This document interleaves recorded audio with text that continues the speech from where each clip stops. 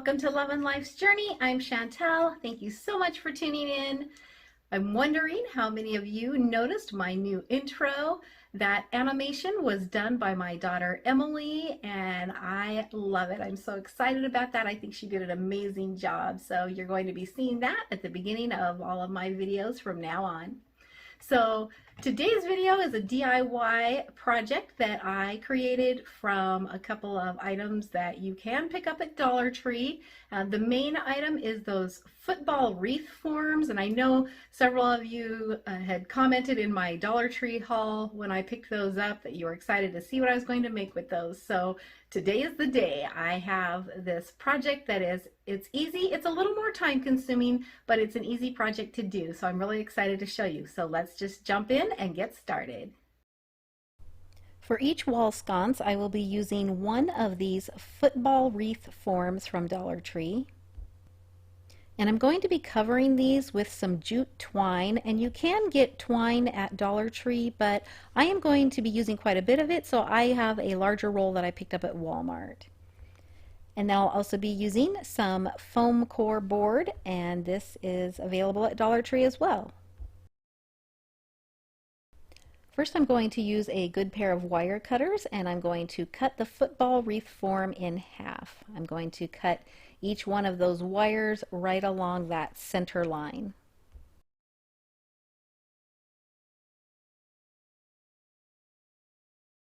And this will give me one half that has that top rim around it. And this is going to be the piece that I'm going to use for my wall sconce. Next, I'm going to take one of the halves of the football form, and it doesn't matter which one, and I'm going to trace that on the foam core board. And this is just to give me the shape of this so that I can cut it out and use that as a backing on my wall sconce. I also set the sconce up on the end, and I'm going to trace around it. This one I had already put twine on, and I'm actually tracing on the inside of the sconce to give me that size. You can trace around the outside just to give you the shape and then cut it out a little bit smaller, and you'll see what this is for in a little while.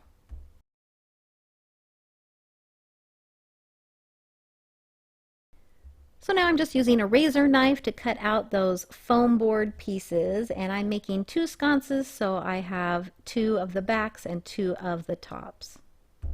And when I placed it on the back, I noticed it was a little bit tall, so I'm just trimming off a little off of the top edge so that that foam board will not show when it's hanging on the wall. Then I'm going to use some spray paint by Rust-Oleum. This is color Nutmeg, and I chose this because it is the same color as the twine, and that way that green from the wreath form will not show.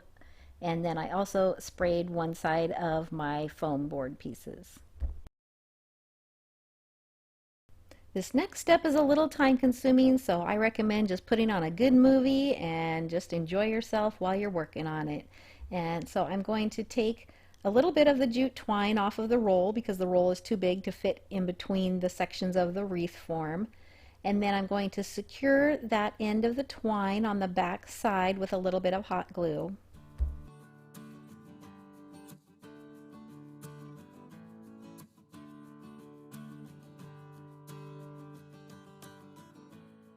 Then just to cover up the frame on the very bottom, I am going to hot glue a strand of twine just along that outside edge, and that will cover that up.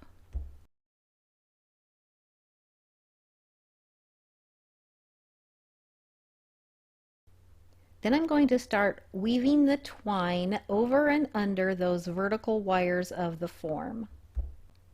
And this can be a little bit challenging down at the bottom because there's not a lot of room to work with to put that twine through those sections. But I found if I just kind of worked with it one section at a time, pulled it through, instead of trying to put that whole bunch of twine, I found that that worked better. And so once you get that through, then you just work it down, and you want to push each row of twine down tight against the next one.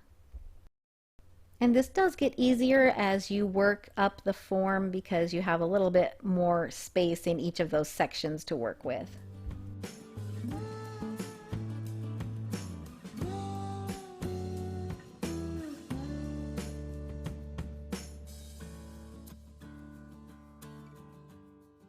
This is actually the same technique that I used on the pumpkin wreath form using the decorative nautical rope from Dollar Tree.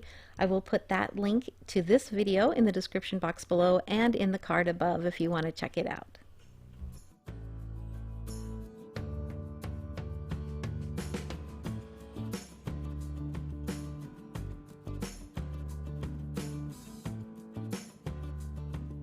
When I get to the end of that strand, I'm going to secure it on the back side inside the sconce with a little bit of hot glue and then just trim off the end.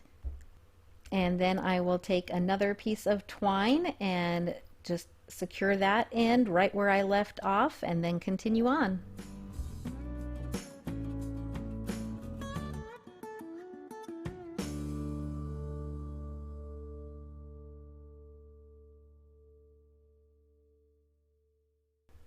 Now once I get that bottom half done and there's that horizontal wire that goes across the center, I am going to take a piece of twine.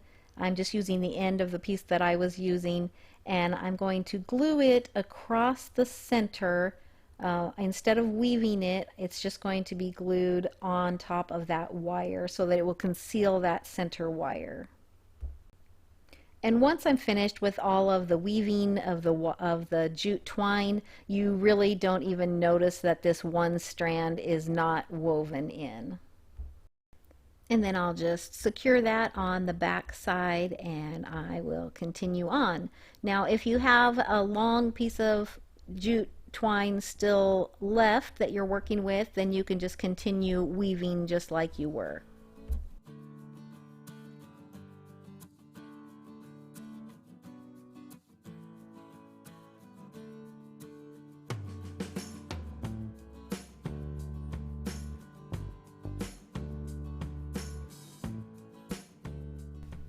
Up at the top of the sconce, I am pushing all of my rows down as far as I can to continue adding as many rows as I can because I want this to be a pretty tight weave. I don't want the light to show through this, and so I am adding several more rows than it really looks like there's room for here. But it's pretty easy just to push those rows down and then continue weaving. And then I'm going to glue one strand of jute along that top wire to conceal it as well, just like I did with that center wire.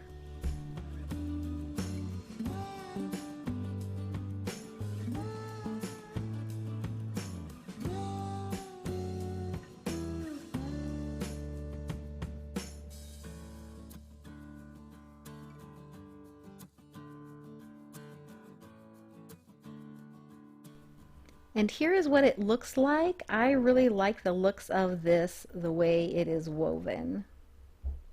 So now I'm going to add the back on this, and I'm actually going to put it on with the white side facing the back because I want the brown to be on the inside of the sconce.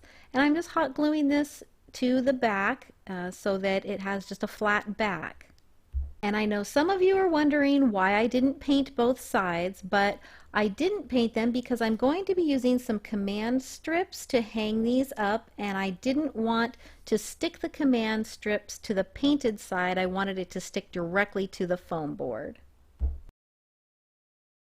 So this is our bedroom, and I felt like I needed something on either side of that wall art piece for a while now, so that is what I'm going to do. And here you can see I have the command strip. These are the Velcro command strips. I have one in the center, and these are rated to hold 4 pounds, and the sconces are much less than that. So here is the finished pair of sconces with some greenery in it. I just put some eucalyptus from Walmart in each one, and I really like how this looks. I like the greenery, the color that it brings, and I think these look amazing.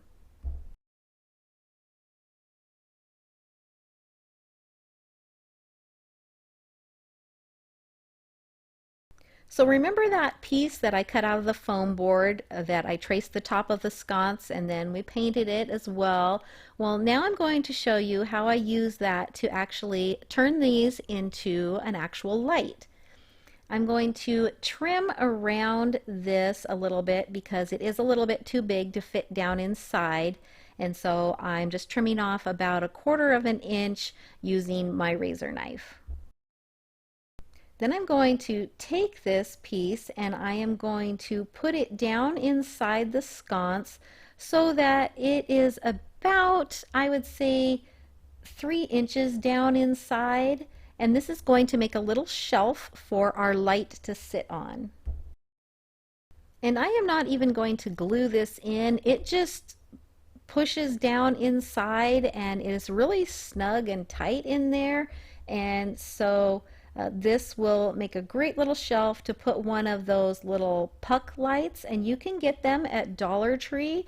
I actually ordered some off of Amazon, and I will link those in the description box below because I really like the features that they have.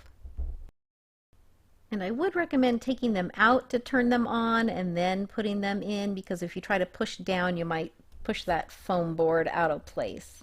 Lights that I ordered came with a remote control, and because these are up above my bed, that's why I decided to get these.